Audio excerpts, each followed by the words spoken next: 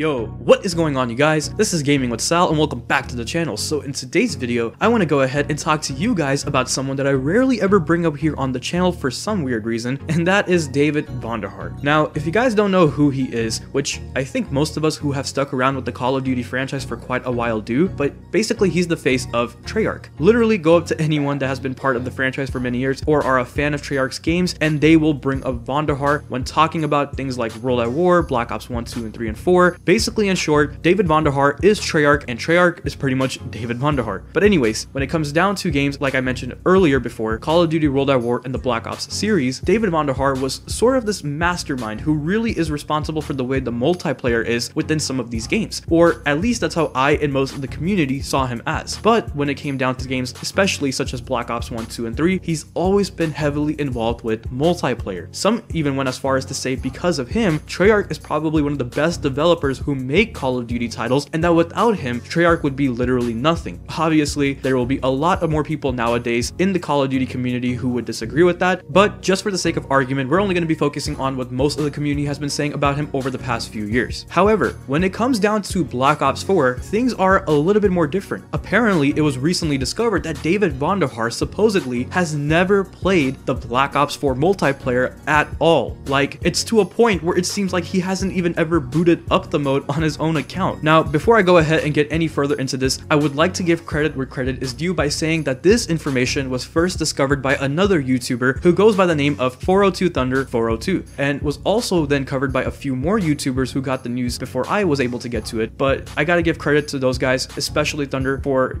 finding this out first. So I'll go ahead and link his video in the description below so you guys can go ahead and check out his perspective of this news as well. But anyways, when it comes down to it, how do we know for sure that this is true? How is it that the man who supposedly has been the genius behind so many successful Call of Duty titles has never played the multiplayer of his own current game? Well, the answer is on a website called COD Tracker. Now, on this website, you can actually go ahead and put in your PSN name or gamer tag from the Xbox or anyone else's for that matter, and basically check out what the stats are like for the person you just searched for. So this includes things like how many games you've played, how many wins and losses you've had, what's your KD ratio like, etc. So if we actually go ahead and search up DJ_Von, which by the way is David Vonderhaar's actual PSN name on the PlayStation, and yes, according to a few people out there, this is his actual account for the PlayStation that he plays on. And just for proof, here's an old tweet from the official Treyarch Studios Twitter account that shows them saying that DJ_Von is now accepting friend requests and will be playing with a few fans on Nuketown 2025, back when Black Ops 2 was the main Call of Duty title. Plus, at one point on his own Twitter account, he named himself DJ Von back in the day as well. So basically, once again, this is all the proof that basically is out there that shows that this is indeed his account. Anyways, as we can see here under Blackout, David Vonderhaar had a pretty good amount of matches for the mode. For solos, he's had 6 games played, 47 for duos, and then 240 for quads at the time of recording this video. Basically, the point that I'm trying to make here is that he's put in a lot of time into Blackout. But what about multiplayer? Well, that's where things start to get a little bit more interesting and unexpected. There is nothing but zeros going throughout all his stats for multiplayer. Even under time played, it says 0 minutes and 0 seconds. And let me just go ahead and say this. When it comes to a website such as COD Tracker, it could very well be filled with errors. I remember at one point the website was telling me that I had like a 13 KD ratio or something like that, and trust me you guys, I am nowhere near being that good. But as of right now, it is showing me stats that do make a little bit more sense according to the way I've been playing Black Ops 4. So yes, at one point Call of Duty Tracker was kind of inaccurate, but it could very well be fixed by now. However, I don't think it was so inaccurate at one point to where it would say that a player hasn't played any matches in a specific mode when in fact they have. And even if that was the case, like I said, it seems like that it's tracking all the information nowadays more accurately than it did before. So in short, even though this website isn't a website officially owned or ran by Activision or any COD developer, it's still something that can give us an indication of how a player performs, and well, David Vonderhaar isn't even playing the multiplayer mode at all. Now, for all of you guys who are watching this and have known about Vonderhaar for a while now, are probably shocked to see this, but at the same time, I'm sure there are still some of you out there who weren't really shocked by this at all, because ever since the community reveal event back in March, it was clear that Vonderhaar was much more excited talking about Blackout than anything else. Sure, he was the one to also reveal the multiplayer and talk about that mode as well, but it wasn't anywhere near the enthusiasm he had for Blackout. I mean, just take a look at how he even revealed Blackout in the first place. This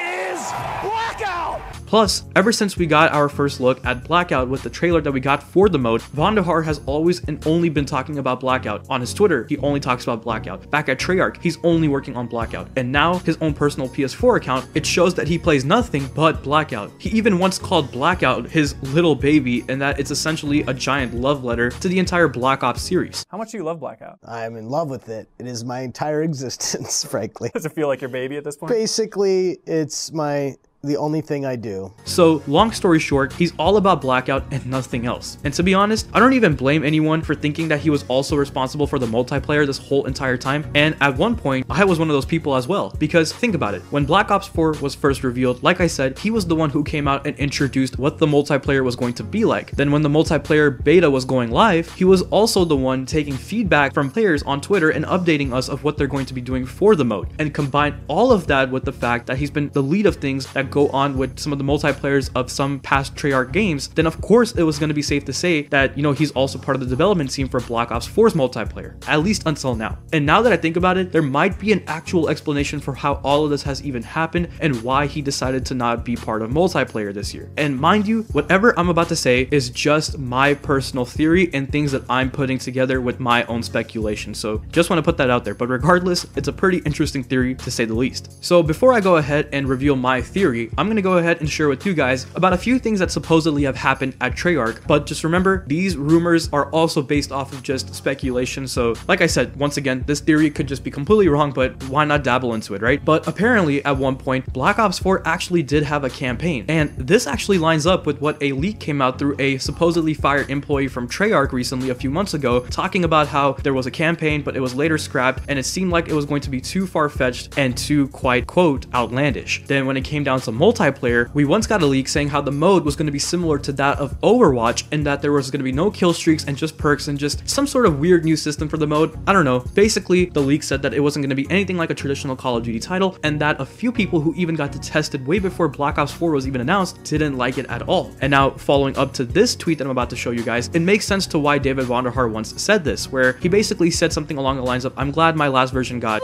on," and that it was going to allow him to make something better or something similar to that. And then we later get even more news by even David Vonderhaar himself that they didn't even get the idea to make a battle royale mode until January of 2018, or maybe around late of 2017. Basically the same year, or close to the same year, of what supposedly was going to be the year that Black Ops 4 was going to release. And the idea to make a BR mode for Black Ops 4 actually came from another member of Treyarch by the name of Dan Bunting, who's by the way been always by David Vonderhaar's side, which basically led him and David Vonderhaar to share the idea with the rest of the team, then eventually shared it with Activision and immediately got it approved and started working on it. So with all of these events that have occurred throughout Black Ops 4's development, assuming they're all true of course, it kind of makes sense to why Vonderhaar gladly left multiplayer for Blackout. Think about it, he was someone that was known to be a genius and one of the best at designing the multiplayer for certain Call of Duty titles, and then suddenly he tries to make it a little bit different after all these years of doing it, only for it to get turned down so harshly, while the campaign for the game is also suffering, and basically it's not looking good for Black Ops 4 so far. And knowing that you're basically the face of Treyarch and that all of this is happening is probably not easy to accept. So when he saw that he had the opportunity to work on something that is trending, can bring Black Ops 4's name up, and can be something that fans will actually enjoy the most out of BO4, he probably didn't even think twice about leaving everything that he was currently working on to go work on this new one thing. And I mean, if I was him, I would probably do the same thing, right? Plus, it was once apparently also said that Vonderhaar himself said that BO3 was going to be his last multiplayer that he ever works on, or something along the lines of that. No solid proof that I can show you for this one, but assuming that it's true and that a lot of people have said that he has once said this himself, till this day, no one really knows what he actually meant by that. We didn't know if he was going to be quitting Treyarch or that he was just not going to work on the multiplayer for the next game anymore and have a different role at Treyarch. We didn't really know, but maybe he was asked to come back one more time since it was Black Ops 4, and that maybe Activision or Treyarch didn't want to lose him since he's like the main guy at Treyarch, right? And was also popular within the Call of Duty community, and that he probably said yes only because it was Black Ops 4. Once again, just my assumptions here, but it makes sense with everything else that I just said. He didn't want to work on another multiplayer, comes back anyways, and does it differently, gets shut down harshly afterwards. Black Ops 4 isn't really looking good in terms of the state of the game, gets an opportunity to make it awesome again with something that's new and trending, such as Battle Royale, and then decides to move on to Blackout and not look back on multiplayer. In theory, once again, this all makes a bunch of sense, but at the same time, it could just be wrong because it's based off of my speculation, and I don't know how many times I've already said that, but I don't think I can say that enough, to be honest. And just to add even more clarity to this and make it more believable. It was said that after, the original state of Black Ops 4 multiplayer that was turned down by many testers, Treyarch immediately went back to focusing on making the game as close to as a traditional Call of Duty multiplayer as possible, which perfectly explains why we see so much repeated content within this game that we've seen before from past Black Ops titles, and also to why we never see Vonderhaar in any sort of interview when it comes down to multiplayer. I don't know, like I said many times, I could be wrong about this, as I'm making all these assumptions that are based off of leaks that are also based off of assumptions as well, so the likelihood of me being wrong is pretty high. Nonetheless, it was kind of fun on speculating why Vonderhaar really never played Black Ops 4 in terms of its multiplayer, so this is where I gotta turn it back to you guys now. Let me know what your guys' thoughts are in the comment section below. Does my theory sound a little too crazy or not? And are you surprised to see that the face of Treyarch has never even tried multiplayer at least even once before? I would love to hear your thoughts in the comment section below if you guys want to go ahead and share them. But if you guys enjoyed today's video, please go ahead and leave a like, comment, subscribe, click the bell icon so you'll never miss an upload, and follow me on my social media accounts to stay connected. Links will always be in the description below, and I will go ahead and talk to you guys in the next one. So take care of yourselves and bye.